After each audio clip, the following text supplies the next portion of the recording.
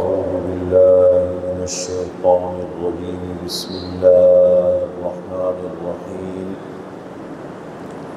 وتعاونوا على البر والتقوى ولا تعاونوا على الإثم والعدوان واتقوا الله إن الله شديد العقاب. وقال النبي صلى الله عليه وسلم كلكم راع وكلكم مسؤول عن رعيته، أو كما قال عليه الصلاة والسلام. صدق الله وصدق رسوله النبي الكريم.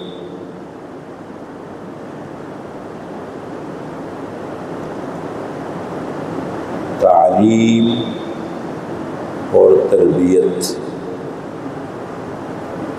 یہ ہمارا عنوان ہے اور ہماری اس مسجد کا پروگرام ہے تمام مسلمانوں کے لیے۔ تعلیم اور تربیت کے بنیادی مقاصد تین ہیں، تین بنیادی مقاصد ہیں۔ نمبر 1 ذہن سازی، نمبر 2 دین کا ضروری علم، نمبر 3 تربیت۔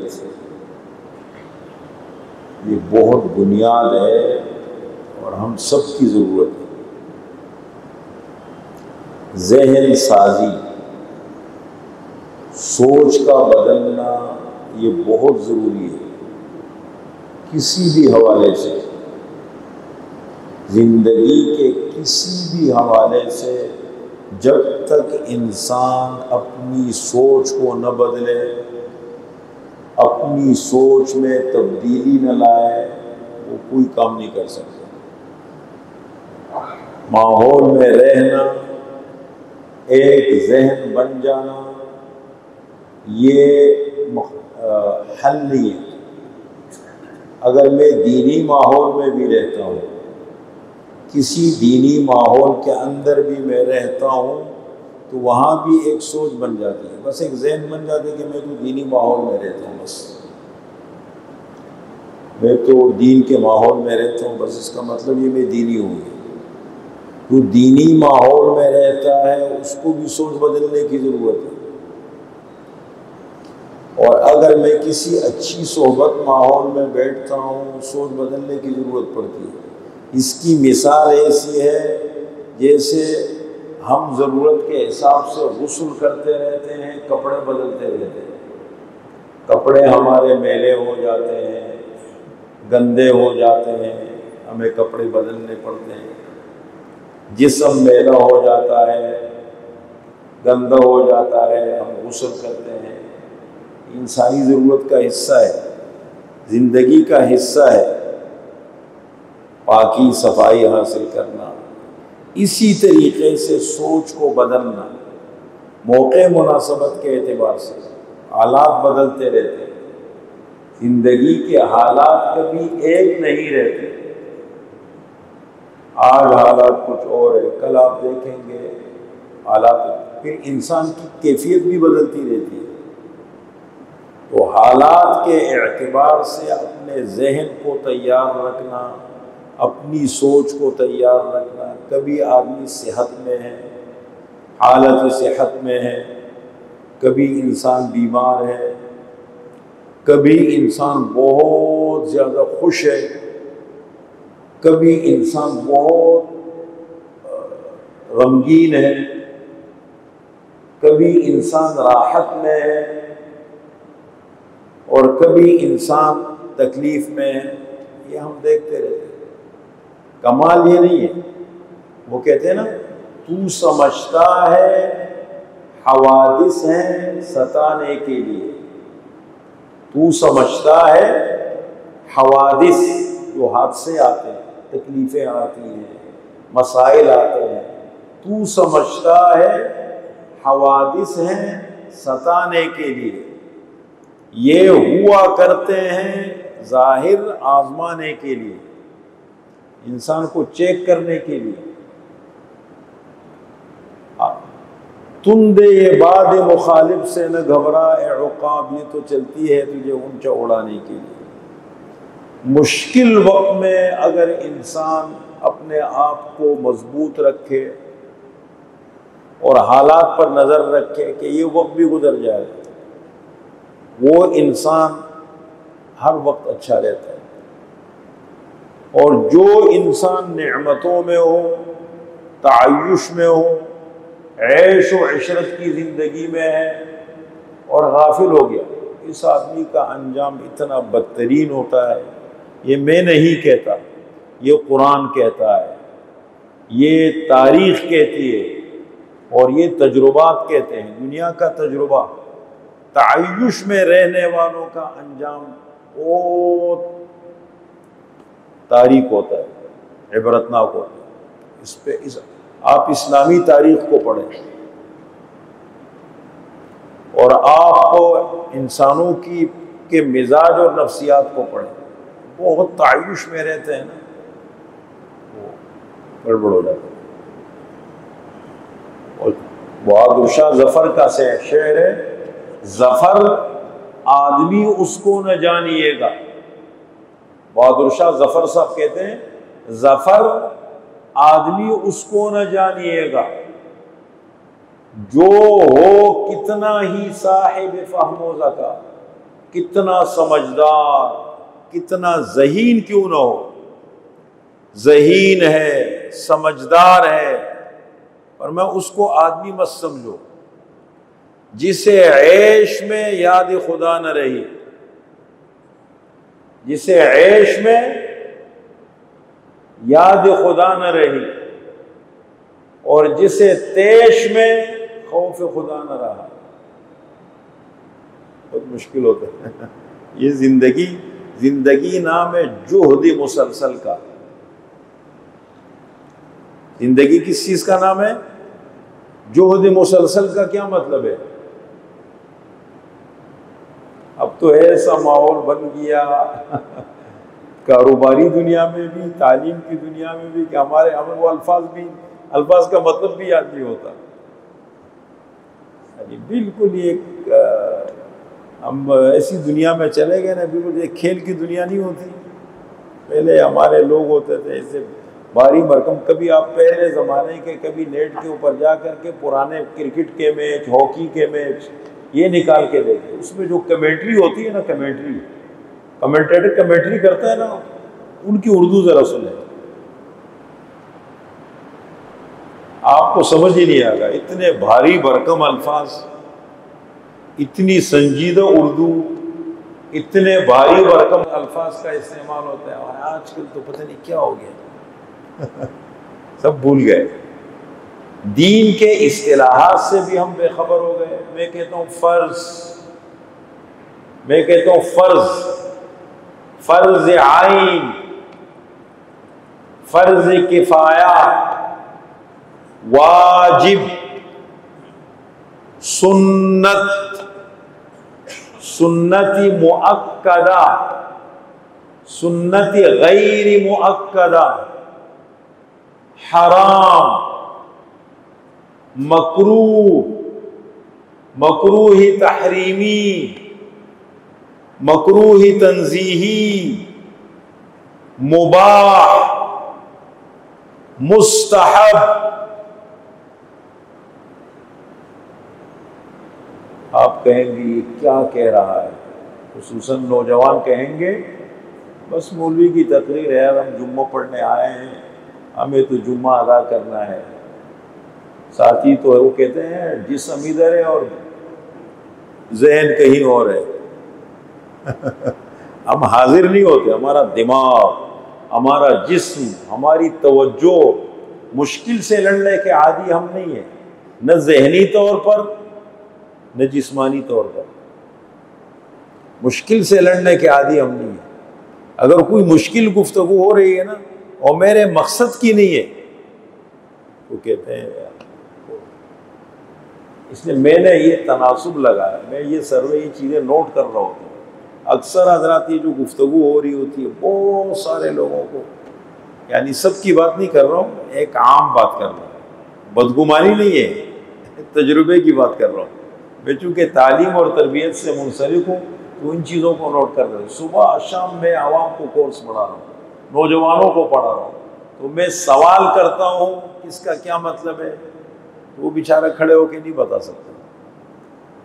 ایک تو دین سے مناسبت کم ہو گئی، اور ایک پھر زبان سے مناسبت کم ہو گئی، یہ چیزیں بالکل کم۔ آپ کھانوں کے نام لے لو، یہ جو کھانے چیزیں ملتی ہے، کھانے کی چیزیں ہیں، مشروبات ہے، مأکولات ہے، کھانے کی چیزیں ہیں، پینے کی، آپ موبائل وغیرہ کی چیزوں کے نام لے لیں، آپ کو کھیل کے نام لے لیں، تب سمجھ میں آ جاتا ہے، تشریح کی ضرورت کرنی نہیں پڑتی۔ وجہ یہ روزانہ کی بنیاد پہ واسطہ پڑتا ہے ہمارا، روزانہ کی بنیاد پر ہمارا واسطہ ہے ان چیزوں سے، دینی اصطلاحات سے نہیں ہے۔ اب ایک دفعہ مجھے فون آیا، ساتھی کا کوئی مسئلہ پوچھ رہے تھے، تو میں نے ان کو سمجھایا، سفر کا مسئلہ تھا، میں نے کہا دیکھیں بھائی میری بات سنیں، مکان کا اعتبار نہیں ہے، مکین کا اعتبار ہے۔ پرندہ اڑ گیا بالکل میری بات ایسی اڑ گئی جیسے پرندہ اڑ جاتا ہے، اور میں سمجھا پڑھا لکھا آدمی ہے۔ کچھ دن کے بعد میں نے پوچھا تو سوال کے مسئلہ سمجھے، کہتے ہیں جی وہ میں نے کہا مکان مکین کس کو بولتے ہیں؟ کہتے ہیں یہ تو مجھے میرے ذہن میں نہیں، مکان تو مکان کو کہتے ہیں، گھر کو بولتے ہیں۔ مکان صرف گھر کو نہیں بولتے، مکان کے معنی جگہ۔ پھر میں نے کہا رہنے والے کا اعتبار ہے، جگہ کا اعتبار نہیں ہے۔ اگر ایک آدمی کا گھر لاہور میں ہے، ایک گھر کراچی میں ہے، اور ایک گھر لاہور میں ہے، لیکن لاہور میں کوئی رہتا نہیں ہے، کبھی کبھی چلا جاتا ہے، اپنے کاروباری سلسلے میں چلا گیا، ویسے گھومنے کے لیے چلا گیا، لیکن وہ جا کر کے وہاں 10 دن رہتا ہے، ایک ہفتہ رہتا ہے، 6 دن رہتا ہے، اس کا گھر ہے، وہاں فرنیچر ہے، وہاں چوکیدار ہے، وہاں ملازم ہے، وہاں پورا سسٹم اس نے لگایا ہے، لیکن رہتا کراچی میں بچوں کے ساتھ، وہاں جائے گا وہ مقیم نہیں بنے گا، مسافر ہوگا، اگر 15 دن سے کم رہے گا۔ ہاں اگر 15 دن گھر نہ بھی ہو، کسی ایسی جگہ چلا گیا کہ جہاں 15 دن کی نیت اس نے کر لی کہ میں 15 دن رہوں گا، نیت کر لی، وہ الگ بات ہے کہ بعد میں اچانک اس کو نکلنا پڑا، 15 دن میں رہوں گا، وہ مقیم ہوگا، پوری نماز پڑھے گا۔ اب یہ چیزیں تو کو سمجھنے کی ہے، پتہ نہیں کتنے لوگوں کو سمجھ آیا، میں نے تو ویسے مسئلہ چھیڑ دیا، لیکن یہ ہے پتہ نہیں کتنے لوگوں کو سمجھ آ گیا۔ تو یہ بہت دینی اصطلاحات ہے، اور یہ بنیادی چیزیں ہوتی ہیں نا، یہ بہت زیادہ اہم کردار ہے ان چیزوں کا۔ اس لیے جب دین کی گفتگو سنیں، بہت جب آپ آئے ہیں اپنے آپ کو اتنا متوجہ رکھ کے لڑیں کہ دیکھیں میں کتنا لے سکتا ہوں، کتنی چیزیں ایسی ہیں جو میری سمجھ میں نہیں آئی۔ تو میں نے ایک جملہ استعمال کیا، زندگی جہد مسلسل کا نام ہے۔ کیا معنی زندگی جہد مسلسل کا نام ہے؟ حالت جنگ، آپ پوری زندگی میں 24 گھنٹے حالت جنگ میں، اگر آپ غافل ہو گئے، آپ کو اچھے حالات، آپ کی خواہش تھی پوری ہو گئی۔ ایک آدمی جو ہے وہ پاگل خانے میں گئے تو ایک صاحب اندر بیٹھے ہوئے، اور وہ کہہ رہے کہ ہائے رخسانہ، ہائے رخسانہ۔ پوچھا یہ کیا ہے، اس کا کیا مسئلہ ہے؟ کہنے لگے یہ بیچارہ، اس کی خواہش تھی کہ رخسانہ عورت ہے، اس سے میری شادی ہو جائے، اور اس نے بہت کوشش کی، محنت کی، لیکن اس کی شادی نہیں ہوئی، اور اس کے غم میں یہ پاگل ہو گیا، اس کے غم میں پاگل ہو گیا، پاگل خانے میں بیٹھا ہوا ہے۔ اب آگے گیا، گھومتا رہا، ایک اور کمرے سے آواز آ رہی ہے، ہائے رخسانہ، ہائے رخسانہ۔ تو اس نے کہا اس کا کیا مسئلہ ہے؟ کہنے لگے اس کی خواہش تھی رخسانہ ایک عورت ہے اس سے شادی ہو جائے، شادی ہو گئی، رخسانہ اس کے گلے پڑ گئی۔ کیا پڑ گئی؟ گلے پڑ گئی، اس کو بنا دیا پاگل۔ یہ دنیا ہے۔ ہر خواہش پوری ہونا مسئلے کا حل نہیں ہے۔ اپنی زندگی پر کنٹرول کرنا یہ کیا ہے؟ یہ ہے مسائل کا حل۔ ہے بڑا جہاد، بہت مشکل کام ہے، کہنا بڑا آسان ہے۔ آپ کی ایک خواہش ہے اور آپ اس خواہش کو قربان کرتے ہیں، یہ بہت مشکل کام ہوتا ہے۔ خواہش کو قربانی دینا آسان کام ہے، جہاد ہے بہت بڑا، یہ بہت مشکل۔ تو زندگی جہد مسلسل کا نام ہے۔ زندگی کس چیز کا نام ہے؟ حالت جنگ۔ آپ ہمیشہ یوں سمجھو میں حالت جنگ میں ہوں۔ مصر فتح ہو گیا، خلافت راشدہ، حضرت عمر رضی اللہ عنہ کے دور میں سب سے بڑی سپر طاقت تھی فارس، وہ فتح ہو گیا تھا۔ دوسری طاقت تھی روم، وہ بھی فتح ہو گیا تھا۔ تیسری بڑی قوت تھی عیسائیوں کی، مصر بھی فتح ہو گیا حضرت عمر رضی اللہ تعالی عنہ کے دور میں۔ اور مسلمانوں کے کمانڈر ان چیف تھے حضرت عمرو بن العاص رضی اللہ عنہ۔ جب مصر فتح ہو گیا تو اپنے کمانڈروں کو جمع کیا، مین بندوں کو جمع کیا اور ان سے گفتگو کرنے لگے۔ کہنے لگے بھائی تم مت سمجھنا کہ ہم نے فارس کو زیر کر لیا، ہم نے روم کو فتح کر لیا، اور اب مصر تیسری بڑی قوت تھی وہ بھی فتح ہو گئی، اب تو ہمارا مقابلہ کرنے والا کوئی ہے نہیں، ہم سپر طاقت بن گئے۔ کہنے لگے یہ تمہارے ذہن میں کبھی یہ خیال نہ آئے، یہ کبھی مت سوچنا۔ اور پھر ایک بڑا زبردست قسم کا جملہ ارشاد فرمایا، انتم فی رباط دائم، انتم فی رباط دائم، تم یوں سمجھنا کہ میں ہمیشہ محاذ پہ کھڑا ہوں۔ جیسے ایک پہرہ دار ہوتا ہے، ایک سپاہی ہوتا ہے فوجی، اور بارڈر کے اوپر سرحد پر پہرہ دے رہا ہوتا ہے، کتنا چوکنا رہنا پڑتا ہے اس کو، حملہ ہو جائے، کوئی نقصان پہنچ جائے۔ سیکورٹی والے ہوتے ہیں نا، حساس علاقے کیسے کھڑے ہوتے ہیں، خیال رکھتے ہیں، نظر رکھتے ہیں۔ فرمایا انتم فی رباط دائم، تم ہمیشہ یوں سمجھنا کہ میں کہاں کھڑا ہوں؟ سرحد پہ کھڑا ہوں۔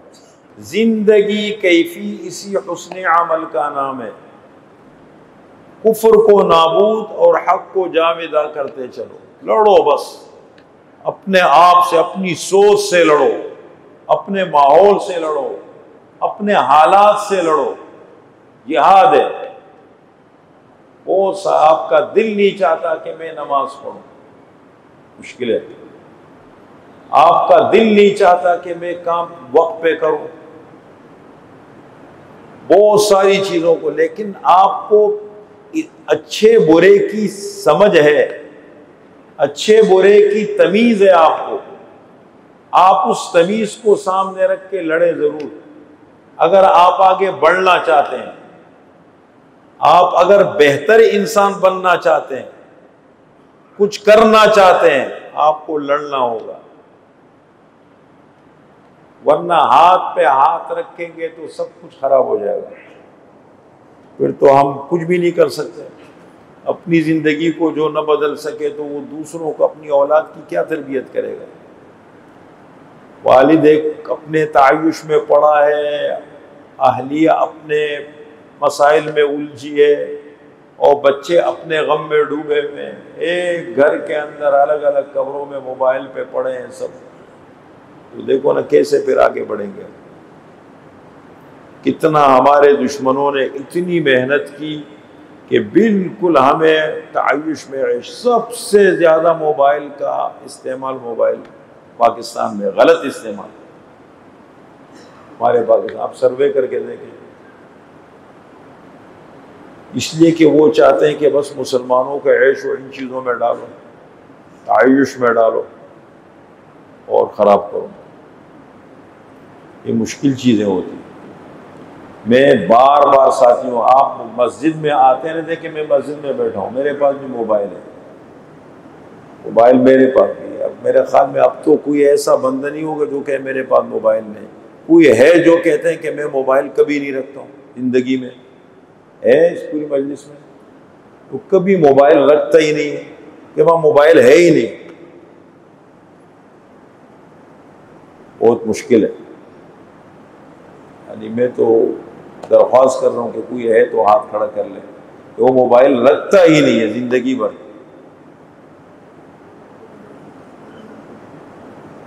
آپ کے پاس، آپ کے، مجھے پتہ ہے آپ کا نمبر میرے پاس ہے، میرے پاس. اچھا، اب اگر آپ نے ہٹا دیا ہو بھی واللہ والا ساتھی ہے محلے کا، کہہ رہے میرے پاس نہیں. نمبر تو میرے پاس ہے، آپ کا محفوظ ہے واللہ اللہ بہتر جانتے. ہو سکتا ہے ہٹا دیے ہو، دونوں بھائیوں کے نمبر ہے میرے پاس، شاید ہٹا دیے ہو بھی. بہرحال ہو سکتے ہٹا دیے ہو. میں نے رابطہ میرا نہیں ہے بہت زیادہ فون پہ، کہتے ہے نہیں میرے پاس. اب یہ دیکھیں یہ چیزیں اتنی عام ہو گئی. لیکن میں ایک گزارش کرتا ہوں، آپ مسجد میں آتے ہیں، اگر آپ ایک ذہن بنا لیں کہ مسجد میں داخل ہوتے وقت دعا اللہم افتح لی ابواب رحمتک، اے اللہ مجھے اپنے رحمت کے دروازے میرے لیے کھول دے، اور پھر آ کے سکون سے موبائل بند دے، اور 10 منٹ 20 منٹ آدھا گھنٹہ 25 منٹ 15 منٹ جو بھی ہے، جو وقت آپ نے مسجد میں بڑے سکون سے، کم از کم اتنا کر لو. میں یہ نہیں کہتا ہوں 24 گھنٹے موبائل میں رکھیں، میں تو یہ نہیں کہتا ہوں. صرف ان لوگوں کو کہ اس کے بغیر ٹائم گزار سکتے ہیں. ہو سکتے ایسے بھی ساتھی یہاں تشریف رکھتے ہوں کہ موبائل وہ سائلنٹ پہ رکھے، اس لیے کہ بہت اہم معاملات میں ہو. میں نہیں کہتا ہوں آپ رکھیں، ہر انسان اپنی ضرورت کو بہتر جانتے ہیں. لیکن مجھے نہیں معلوم کہ ہر بندہ، دیکھو نا، ہم نے اپنے آپ کو خود الجھا دیا ہے زندگی میں. اپنی زندگی کو اگر ہم دیکھیں نا، ہم نے اپنے آپ کو غیر ضروری چیزوں میں خواہ الجھا دیا. بعض ایسے کام ہیں جو میری زندگی کا ضروری حصہ نہیں ہے، الجھے. آپ اس کو کم از کم یہ دورانیہ آپ اپنا ذہن بنا لیں، مسجد جاؤں، موبائل آف کر کے بند کر کے سکون سے بیٹھ کر کے نماز پڑھی، اور پھر باہر نکلا سکون سے اپنا موبائل کھولا، اپنی مصروفیات شروع کر دی. اس کا تجربہ کر کے دیکھیں، شاید میری باتیں آپ کو سمجھ میں نہ آئے.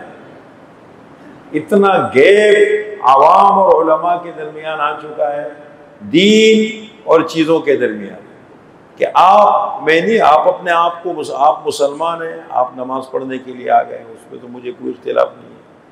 میں یہ کہتا ہوں کہ یہ جو ہماری سوچ بہت بدل گئی ہے نا، یہ بہت خطرناک ہے. آپ مسجد میں آ کے موبائل بند رکھیں اور سکون سے یہ ٹائم گزاریں کہ کم از کم 24 گھنٹے کی زندگی میں ایک دورانیہ میرا ایسا ہونا چاہیے میں اللہ سے صحیح تعلق میں گزاروں. مسجد میں خاموش بیٹھے رہنا بھی بہت بڑی عبادت ہے. آپ کچھ نہیں کر رہے، آپ تلاوت نہیں کر رہے، آپ ذکر و اذکار نہیں کر رہے، آپ نماز نہیں پڑھ رہے، آپ خاموش بیٹھے ہوئے، بالکل خاموش بیٹھے ہوئے. یہ بھی بہت بڑی عبادت ہے، بہت عظیم عبادت ہے، مسجد میں خاموش بیٹھے. مجھے ایک ساتھی کہتے ہیں میں عمرے کے لیے جانا چاہتا ہوں، تو میں کیا کروں؟ میں نے کہا آپ کا جو مزاج ہے، آپ سے میرا واسطہ پڑا ہے، آپ اپنا عمرہ کر لیں، فرائض کا اہتمام کریں، حرم میں جا کے موبائل بند کر کے خاموش بیٹھا کرو، بس کعبۃ اللہ کو دیکھو، وہاں سامنے بیٹھ جاؤ اور سکون سے کہیں ٹیک لگاؤ، لیکن پیر کعبۃ اللہ کی طرف نہ کرنا. ہم اتنے غافل ہوتے کہ پیر بھی پھیلا دیتے. وہ یہ شیخ عرب ہے، یہ عربی نے پیر پھیلایا ہوا ہے، تو اس کا مطلب سب کچھ حلال ہو گیا، اس نے پیر پھیلایا ہوا حلال ہو گیا۔ وہ ایک آدمی نے جال بچھایا، شکاری نے، اس جال کے اندر ایک کبوتر پھنس گیا اور ایک کوا پھنس گیا۔ اب کبوتر خاموش بیٹھا ہے، پڑا ہوا ہے بالکل عاجز، اور کوا شور مچا رہا ہے۔ تو کبوتر نے اس کو بولا تم نے کیا شور مچا رکھا ہے، خاموش ہو جاؤ، تمہیں تکلیف کیا ہے، مسئلہ تو میرا ہے، میں حلال ہوں، مجھے پکڑے گا ذبح کرے گا، تجھے کیا کرے گا، تو حرام ہے۔ تو اس نے کہا تجھے پتہ نہیں یہ کس کا جال ہے، مولوی کا جال ہے۔ کس کا جال ہے؟ یہ مولوی کا جال ہے، یہ حلال کا فتویٰ کوئی ڈھونڈ کر کے مجھے ذبح کرے گا اور پھر کھائے گا، کوئی حلال کا فتویٰ ڈھونڈے گا اس کے لیے۔ ہمارے ہاں ایک بہت بڑی چیز جو ہم نے نوٹ کی ہے نا، جب آپ ایک ذہن، ایک مشن رکھتے ہیں، آپ ایک اسلامی سوچ رکھتے ہیں اور آپ معاشرے کے اندر اچھا کردار ادا کرنا چاہتے ہیں، تو پھر اگر آپ یہ چیزیں دیں تو پھر آپ چیزوں کو نوٹ کر رہے ہوتے ہیں، کہاں سے خرابی آ رہی ہے، کہاں سے ہمارا معاشرہ خراب ہو رہا ہے، کہاں سے ہمارا ماحول خراب ہو رہا ہے۔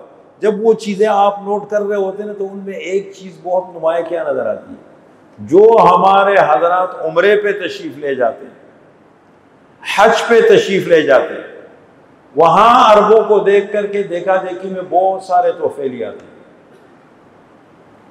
وہ ٹوپی نہیں رکھتا، اس نے بھی ٹوپی اتار دی، وہ پیر پھیلا دیتے قبلے کی طرف، اس نے بھی پھیلا دی، بہت ساری چیزیں ہم ایسی نوٹ کر رہے ہیں۔ عرب حضرات کو بالکل بادشاہ ہو گئے، آزاد ہو گئے۔ وہ تو امام سلام جب پھیرتا ہے نا، آپ کبھی نوٹ کریں، السلام علیکم ورحمۃ اللہ، ایک طرف سلام پھیرا، ابھی دوسرا سلام پھیرنے، آپ دیکھو اتنا تیزی سے، وہاں اتنی تیزی دکھاتے ہیں، دروازے پہ نظر آئے گا جانماز ہاتھ میں ہوگا، مسلح ہاتھ میں ہوگا، جانب نظر آئے گا دروازے پہ، اتنا تیزی سے دوڑتا ہے۔ سنت پڑھنے کی بہت زیادہ اہتمام نہیں ہے ان میں، سنت مؤکدہ پڑھنے کا اہتمام نہیں ہے۔ یہ چیزیں ہم دیکھا دیکھی میں لے رہے ہوتے ہیں، بہت ساری لاپرواہی، موبائل کا بے دریغ استعمال کر رہے ہو، میں نے بھی کرنا شروع کر دیا، بیٹھا ہوا ہے مسجد کے اندر۔ بھائی ضرورت ہے، بالکل ہے، میں منع نہیں کرتا ہوں، ضرورت ہے، لیکن ایک ضرورت کی حد تک رہنا چاہیے نا۔ آپ موقع مناسبت کو دیکھیں، جہاں آپ پہ ڈنڈا ہے آپ بہت اچھے شریف انسان بنے ہوئے ہیں، اور جہاں اللہ کا قانون ہے وہاں آپ بے باک ہو گئے۔ اللہ جہاں ڈنڈا ہوتے وہاں بالکل شریف بن کے بیٹھا ہوتے، موبائل آف، صحیح بیٹھا ہوا ہے۔ باہر ملکوں میں جا کے دیکھو، اور اگر ہم اللہ کے گھر میں آتے ہیں اس کا چیز ان کا احساس نہیں۔ یہ جو ڈنڈے کے لوگ ہم بن گئے نا، ایک ان پڑھ آدمی دبئی یورپ کے ایئرپورٹ پہ اترے گا، اتنا شریف بن جائے گا، لائن میں سیدھا کھڑا ہے، گاڑی بالکل سیدھی چلا رہے ہیں، اصول کے ساتھ چل رہے ہیں، اور پڑھا لکھا گریجویٹ جب پاکستان کراچی کے ایئرپورٹ پہ اترے گا وہ ساری چیزیں بھول جائے گا۔ یہ ڈنڈے والے بن گئے۔ اللہ کرے کوئی اچھا ڈنڈا آ جائے، غیب کے خزانوں سے کوئی قانون کا اچھا ڈنڈا آ جائے، اس کے بغیر ہم کوئی بھی نہیں سدھریں گے۔ زیادہ تر لوگوں کی بات کر رہے ہیں، عام معاشرہ ہمارا قانون کا ڈنڈا چاہیے، اور اللہ تعالیٰ کی مدد آ جائے، کب آئے گی کہ قانون کا ڈنڈا گھومے گا ہمارے اوپر۔